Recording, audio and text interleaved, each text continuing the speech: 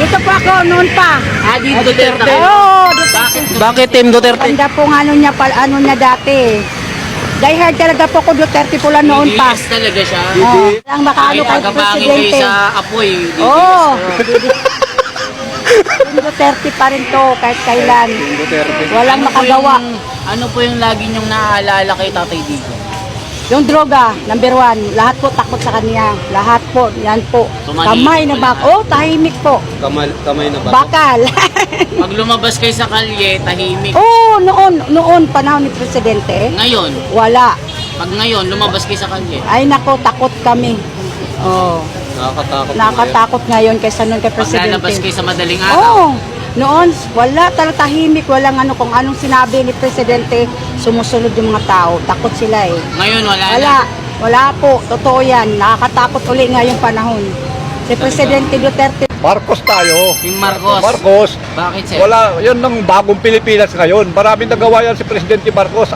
Alam mo kung lalo siya na napasa-basa ang mga masa, yung 20 pesos na bigas, sana gawin niya kahit 29 o 32. May 20 pesos sa bangko. Wala pa. Pero wala pa naman.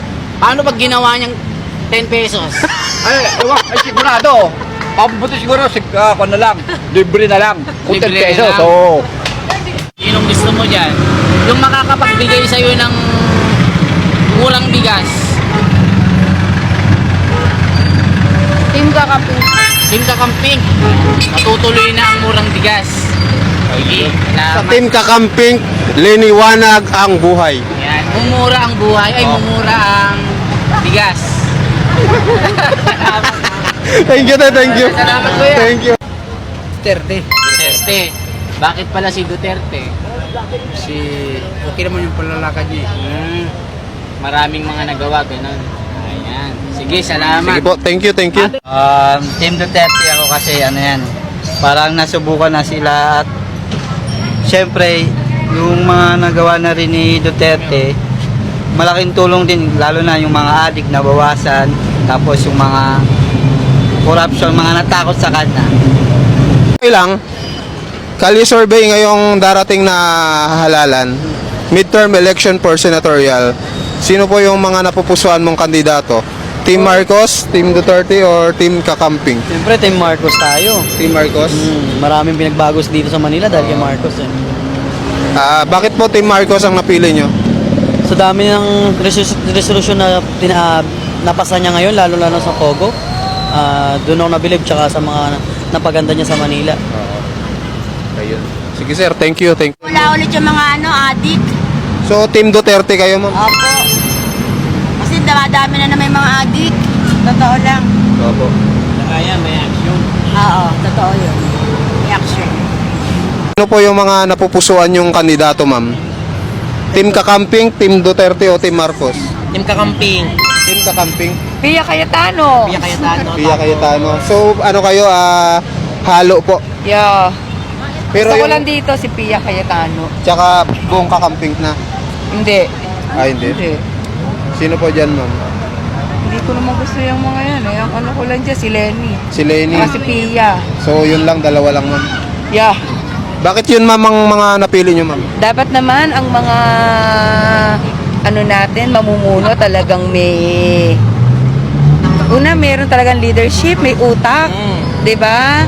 Para talagang umunlad ang bansa natin. Hindi puro artista lang. Siguro babalik na lang po ako sa Team Duterte po. Team Duterte. Senator de Lima, syempre. Senator de Lima. Okay. Ano ko ditatakbo si si Ma'am Lenny sa... Lenny. Nilagay ko lang sir kasi laging nire-request eh. Ilagay ko daw si Lenny. Baka magbago pwede. Baka magbago. Si Tony Chelchok, no? Si Tulfo. Si Tolfo. Oo. Duterte. Bakit po Duterte? Para matanggal na yung mga swapang, mga kurakot sa buhay. Gusto nyo ibalik si Duterte? Oo. Sir, kayo sir? Paano, Lenny ka pala?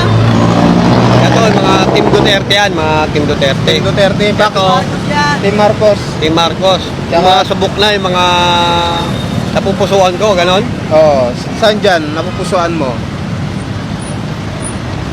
napupusuhan ko dyan, sila sila... Ito magaling to, si Abalos. Abalos. Pati si Bong Revilla, yan. Nakikita ko yung mga posisyon nila, yung mga... Medyo talaga, action. So, sa Team Marcos kayo, sir? Team Marcos, Team Marcos. Dito sa Team Duterte, wala man ako na papansin sa kanila. Ako si... Ayun lang, sir. Okay na. Sige, sir. Thank you, sir. Salamat.